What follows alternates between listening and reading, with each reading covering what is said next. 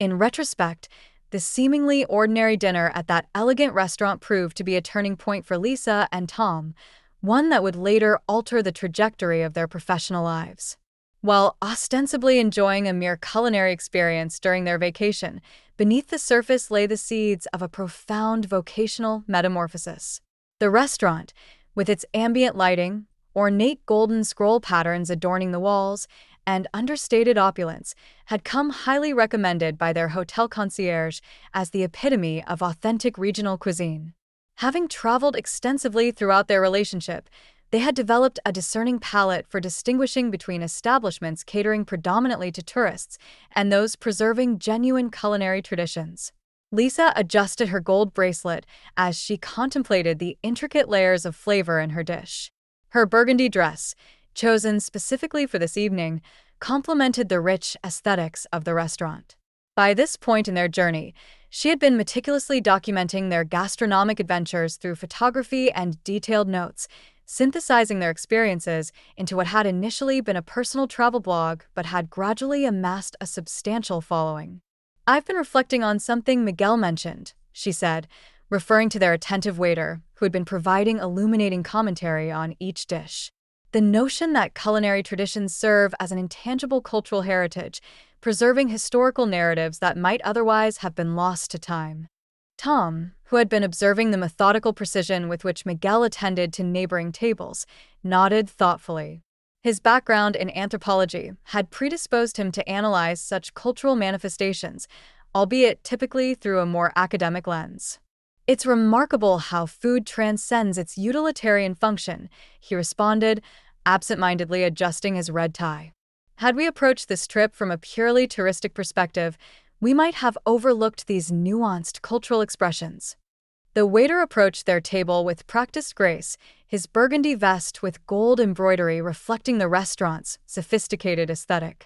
Had Miguel not been so forthcoming about the historical context of each dish, they would not have gained such profound insights into the region's cultural evolution through its cuisine. "I trust you're enjoying your evening," Miguel inquired, his formality softened by genuine warmth.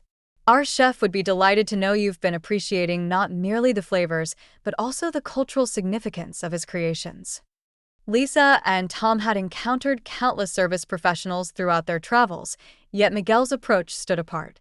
Rather than performing his duties perfunctorily, he embodied the role of cultural ambassador, contextualizing each element of their dining experience within the broader historical narrative of the region. "The experience has been transcendent," Lisa replied, selecting her words deliberately.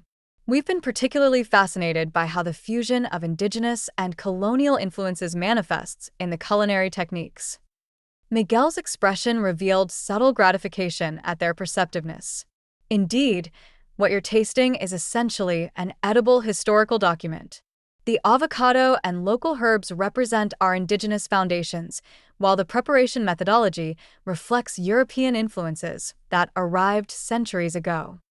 This intersection of culinary anthropology and sensory experience had been catalyzing a transformation in both Lisa and Tom's perspective throughout their journey. Were they to continue merely documenting these experiences as passive observers, they would be squandering the opportunity to engage more meaningfully with the cultural knowledge they had been acquiring.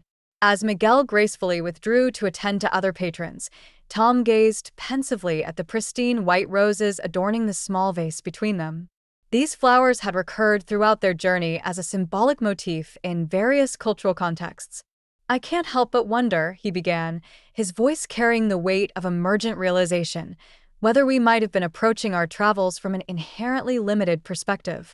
What if, instead of merely consuming these experiences, we could serve as conduits for cultural appreciation and preservation?" Lisa contemplated this philosophical pivot while savoring the harmonious interplay of flavors in her dish. The meat, prepared according to techniques refined over generations, complemented the creamy texture of the avocado and the bright acidity of the kiwi garnish. The visual presentation itself, artfully arranged on stacked white plates, reflected both tradition and contemporary aesthetic sensibilities. "You're suggesting a more anthropologically rigorous approach to our documentation?" she inquired, though the gleam in her eyes suggested she had already begun envisioning the possibilities. Not exclusively, Tom clarified. Rather, I'm considering how we might synthesize our experiences into something that transcends conventional travel narratives, something that might serve as a bridge between cultures. This conversation marked a subtle, yet significant evolution in their relationship with travel itself. Having initially embarked on their journeys as casual tourists seeking novel experiences, they had gradually developed a more nuanced appreciation for the socio-cultural context they were temporarily inhabiting. From Miguel's vantage point across the restaurant, he observed their animated discussion with quiet satisfaction. Throughout his tenure at this establishment, he had engaged with countless tourists, many of whom approached the experience superficially. Yet occasionally, he encountered travelers like Lisa and Tom, whose genuine curiosity and respect for cultural nuances distinguished them from the typical visitor. Had his responsibilities not required his attention elsewhere, Miguel might have shared additional insights about the restaurant's role in preserving culinary heritage amidst the homogenizing forces of globalization. The chef, whose grandmother had been a renowned local cook, had dedicated his career to documenting and revitalizing traditional recipes that might otherwise have faded into obscurity. Meanwhile, as Lisa and Tom continued their conversation, they found themselves navigating the complex interplay between appreciation and appropriation, a philosophical quandary that had become increasingly relevant in contemporary discourse surrounding cultural exchange. The question becomes, Lisa articulated carefully, how we might immerse ourselves more deeply in these cultural traditions without overstepping boundaries or reducing rich heritage to simplistic consumption. Tom nodded, acknowledging the ethical dimensions of their evolving approach to travel. Were we to pursue this direction more systematically, we would need to establish collaborative relationships with local knowledge keepers, ensuring their narratives remain central rather than peripheral. Their deliberation was momentarily interrupted as Miguel returned to inquire about their satisfaction with the meal. The empty plates before them testified to the culinary excellence they had experienced, yet their appreciation extended far beyond the sensory pleasures of the food itself. It was exceptional, Tom affirmed. The meal has provided not just nourishment for the body, but also considerable food for thought. Miguel's expression suggested he understood the deeper significance of this seemingly casual remark. In our culture, we have a saying that translates roughly to "the table is where strangers become friends and ideas are born." This sentiment encapsulated the transformative potential of culinary experiences as sites of cultural exchange and intellectual fermentation.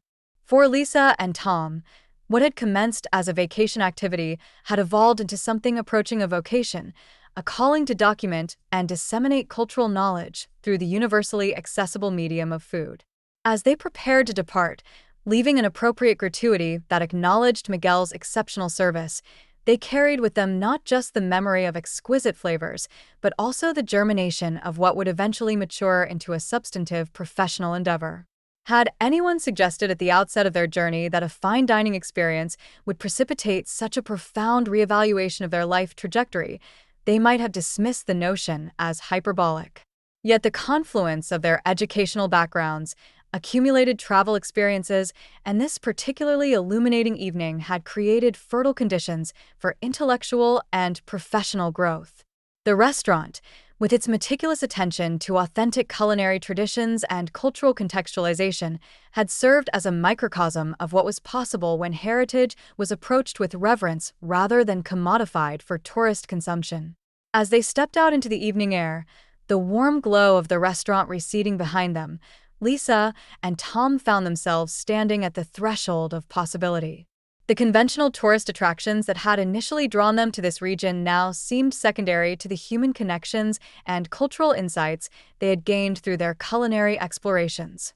I suppose, Lisa reflected, her voice carrying the tentative excitement of nascent conviction, that what began as documentation for personal reminiscence could evolve into something more substantive, perhaps even something that contributes meaningfully to cultural preservation.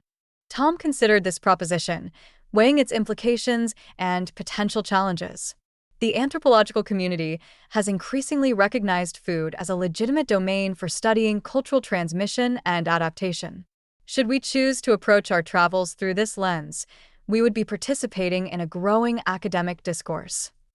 Their conversation continued as they navigated the cobblestone streets back toward their accommodation, their minds contemplating how they might restructure the remainder of their journey to reflect this philosophical reorientation. The transformative potential of travel had manifested not in the monuments they had visited or the landscapes they had photographed, but in this moment of intellectual and ethical clarification. In this manner, what had initially been a recreational indulgence in fine dining had catalyzed a profound reconsideration of their relationship with the cultures they encountered. The sophisticated flavors they had savored that evening would eventually fade from memory, but the intellectual and ethical questions that had arisen during their meal would continue to nourish their evolving worldview long after they had returned home. And thus, in the elegant ambience of that restaurant, amidst the golden decorative elements and the warm attentiveness of their waiter, Lisa and Tom had unknowingly taken the first steps toward transforming their casual travel documentation into what would eventually become an internationally recognized project on culinary heritage preservation, a testament to the profound impact that mindful cultural engagement can have when one approaches unfamiliar traditions with genuine curiosity and respect.